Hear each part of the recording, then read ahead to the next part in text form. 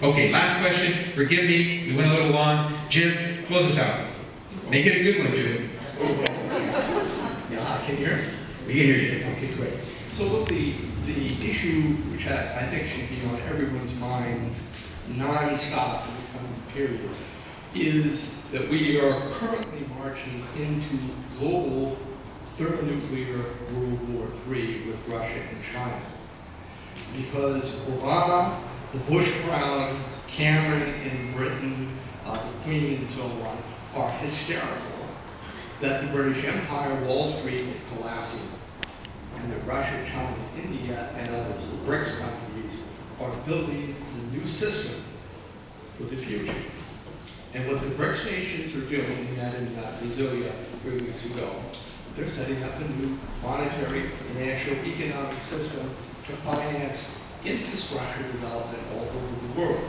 My friend Hunter mentioned the Chinese moon program. Russia has a similar one. Of course, Obama says, no, we've been there, we're not going back. Okay, he also says we don't need fusion power and other newfangled technologies which is insulate buildings.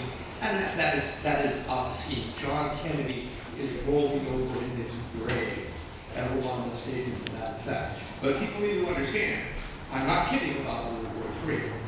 It is the assessment of the Russian government that Obama and company are going to try a thermonuclear showdown like the Cuban Missile Crisis very soon. Except these clowns around Obama think they can win a nuclear war. They're nuts. They're fascists. And what's going on now in Ukraine proves it. And I met with your top staff here in Los Angeles with Gail at length. You probably got a briefing on it. She seems quite conscientious. I talked to Sean McCusker, your legislative director back in Washington, and also you a lady who is your foreign policy advisor up in the caucus office, Turkish-American lady. And what I laid out then, before the coup d'etat, the Nazi coup d'etat, backed by the U.S. government in Kiev, is that this is what is coming and it has to be stopped. Now, we now have a situation And where... I needed to go ahead. Yeah, almost done. National Customer John Brennan, the Obama CIA director, has now admitted to your colleague, Senator Feinstein, of the Senate Intelligence Committee, which has been investigating the criminal activity of the Bush-Cheney CIA, kidnapping people all over the world. John, I need to correct. Yes. Well, the point is that Brennan has now admitted that contrary to his earlier testimony, that same CIA has been spying on Senator Feinstein, hit her entire staff, her entire colleagues on the Senate Intelligence Committee. And now, what do we have? Well, Obama says he's got confidence in his CIA director. Give me your question. My question is very simple. Are you going to go back to Washington and impeach this Nazi SOB like a real Democrat? I'm not sure who the reference was to, but I hope it's not to people who've been elected to office. I don't think it's an appropriate way to refer to anyone who's been elected to office. And so I won't grace that comment with a response other than to say that elected office is not easy. I tell you that as someone who's now served for more than 2 decades in office. I think the president is trying as best he can. I think George Bush tried the best he can.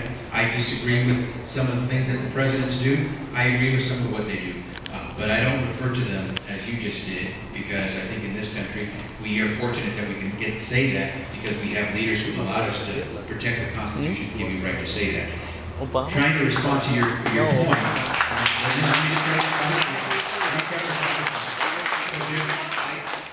My sense is this. There is a, how can I say this? It's a dangerous world. There's a lot going on right now in the world that we cannot predict. And that we ourselves, by ourselves, cannot control. Whether it's Ukraine, Syria, Iraq, North Korea, the situation in Central America, we can now see from these kids that are coming, is desperate as well, for different reasons. I didn't get elected to tell you that I want the U.S. to be the cop of the world. and not even get paid for it. Because we're out there in a lot of places around the world. We have our armed forces, we have a lot of work that's being done, which I think is important. But no one ever pays us for it. We foot the bill for all this stuff. And so, for making the world a little safer, someone should pay us a little bit more. When our troops are out there, you know, how long have we had our troops in the DMZ, in the Korean Peninsula? I don't know how much people pay us for that, but I have not seen the check. And so, I believe the U.S. has a major responsibility around the world because we have been so successful. And everyone looks to us. And so, we do have a responsibility to lead, but we don't have to be suckers in the way we lead. And so, to some degree, I think I agree with the kernel of what Jim said, and that is that we have to understand what we're facing. I think I diverge quite a bit from Jim and most other points that you made, and so let me try to summarize by saying this. On Syria, I told the president that if he was going to go in and use our military, mostly through the air, because the Syrian government, there was proof that the Syrian government had used a weapon of mass destruction, chemical weapon, that I would support that. I've never been a big fan of using our military unilaterally. I voted against the Iraq War for that reason.